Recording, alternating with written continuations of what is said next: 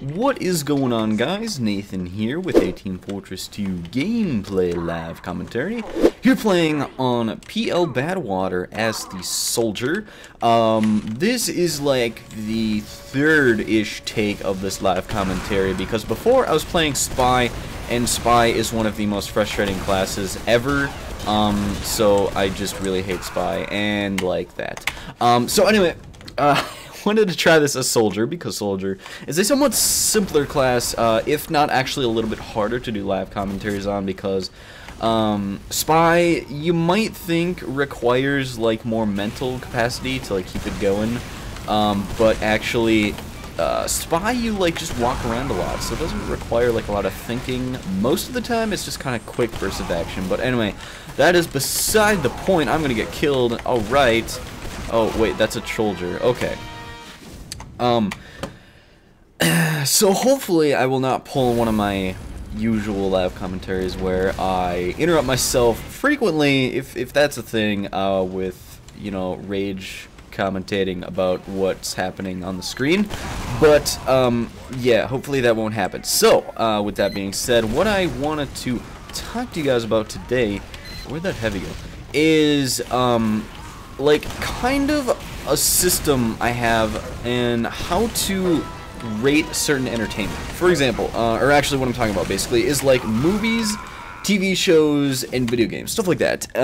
One of the ways I rate a movie or TV show or video game or whatever, okay, Soldier, you can stop looking at that, is how it affects me emotionally. Now, I mean, I would consider myself a pretty stoic person. Like, I don't wear emotions on a sleeve at all. I'm actually, like, just me regularly is, you know, fairly emotionless, I suppose. I don't know. I call it being neutral, if that kind of helps. You know, just being a guy, like, whatever. But, like, if a video game or something can get me to actually feel, like, angry or excited or sad on something that's happening in the game or movie or TV show or whatever, then that like really helps in terms of whether it's like a good piece of entertainment. For example, this actually all stemmed from me recently completing Assassin's Creed 4, which is an amazing game. Not because, well, I mean, also because of the mechanics and like the gameplay and missions and stuff like that, but the ending actually was really sad, or like it actually affected me a little bit. And like the fact that this game subconsciously like made me develop an emotional bond with its fictional characters is really something to be said.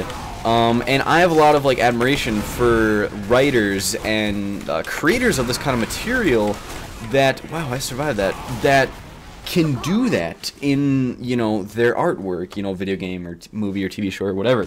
And like that's just a great thing. Like there's no like real application to what I'm trying to say. I'm just saying that it's great that we live in a day and age where stuff is, I wouldn't say so realistic, but it's like so believable to a certain extent. Like storytelling has become so real because we can fashion it into actual seeable things. But like in general, freaking crit.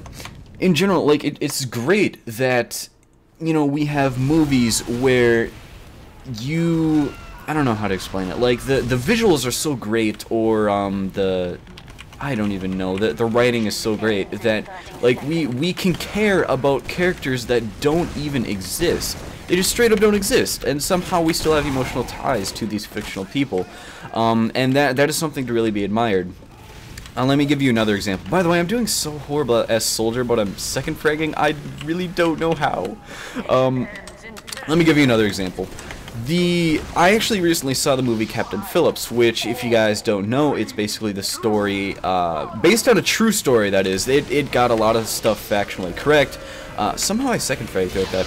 About the captain of this cargo ship that was basically taken by pirates, and it kind of just goes through his whole journey through, you know, being held captive by these guys and then having being held hostage once his actual crew is rescued, and how he's affected by this entire thing, which it's a very, very suspenseful movie. If you guys have ever seen The Hurt Locker, that movie is the exact same way. Like, it's just super intense all the time.